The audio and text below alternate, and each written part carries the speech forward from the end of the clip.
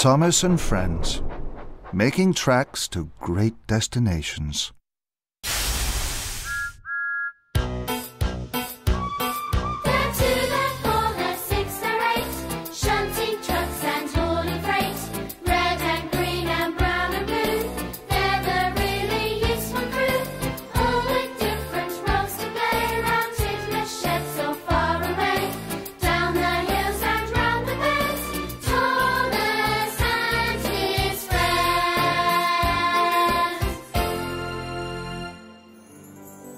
The island of Sodor is surrounded by beautiful blue sea. It has fields of green and sandy yellow beaches. There are rivers, streams, and lots of trees where the birds sing. There are windmills and a coal mine, and docks where visitors to the island arrive. The island also has lots and lots of railway lines. Who's that puffing down the track?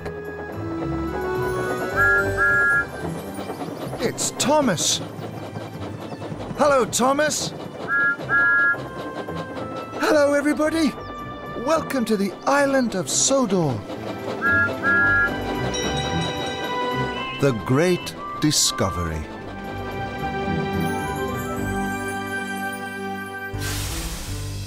Sodor Day was coming to the island of Sodor. Thomas and James were very excited. There would be picnics all over the island. A magnificent brass band, and the biggest carnival Sodor had ever seen. All the engines were busy. And everyone was excited. Sodor Day was the island's grandest celebration. Thomas and James were racing to the wharf. Whoever arrived first would be given a special. I'm going to win, tooted Thomas. No, I will, whistled James. And on they raced, faster than the wind, and more daring than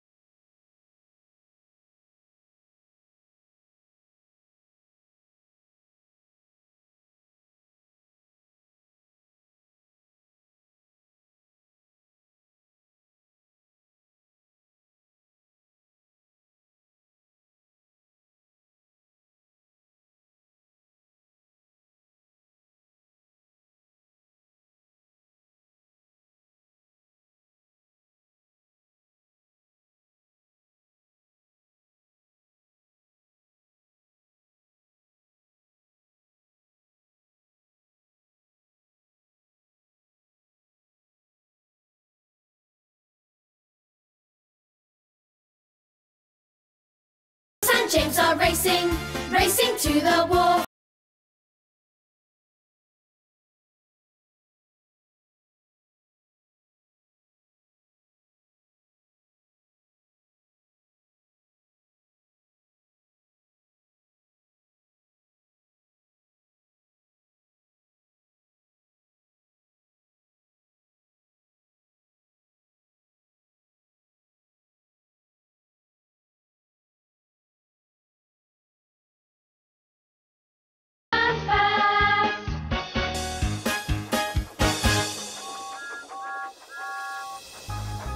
Thomas and James steamed into the wharf. First, James in front. Then, Thomas took the lead. The wharf was buzzing.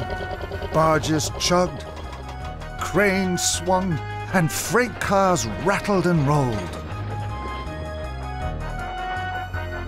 Thomas and James raced by.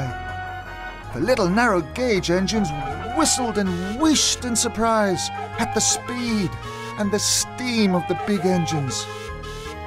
The narrow gauge controller was waiting. Thomas whooshed around the corner, puffing and huffing, just in front of James. "I won!" tooted Thomas. "Hooray!" "Bad luck, James." James's cheeks were as red as his paintwork. "I'll win on the way back to Tidmouth." "Well done, both of you," Mr. Percival announced loudly. "James, you are to unload barges here at the wharf." James smiled. He liked that job. Now he didn't mind losing the race. And the special goes to the winner, Thomas. Thomas was excited. "You are to work with Duncan. You will bring lumber from the hills down to the wharf. It's a very important job." Thomas whished a whiff of steam. He was disappointed. He wanted to work at the wharf. And Duncan was tricky. He liked to tease the big engines, especially Thomas. "Duncan," added Mr. Percival, "please look after Thomas." "Mr. Percival says that because you mainline engines don't know the tracks in the hills," Duncan teased. "Yes, we do. Mr. Percival wants me to work with you because you little engines can only carry small loads," teased Thomas back. Duncan huffed crossly away. Later, at the transfer yards, Thomas was waiting for Duncan. Duncan puffed in. "Is that all the lumber you can pull?" teased Thomas. "James is waiting for me at the wharf. I can't wait for you all day." That made Duncan cross. Thomas pumped his pistons. His trucks were now piled with logs and he was ready to leave. Then Duncan had a cheeky idea. "I can show you a quick way back to the wharf, but you have to go over Rolling River Bridge. It's very high." Thomas wasn't sure. "You big engines aren't scared of high bridges, are you?" puffed Duncan. "No, we're not," huffed Thomas crossly. "I like high bridges. Please show me the way to Rolling River Bridge." So the two engines steamed off. Thomas and Duncan chuffed up to the junction. "Take this old track to the bridge," puffed Duncan. "It's downhill from the other side, straight to the wharf." Thomas's signal turned green. "Thank you, Duncan," Thomas tooted. And he puffed off. But Duncan didn't know the high bridge wasn't safe. It hadn't been used for a very long time.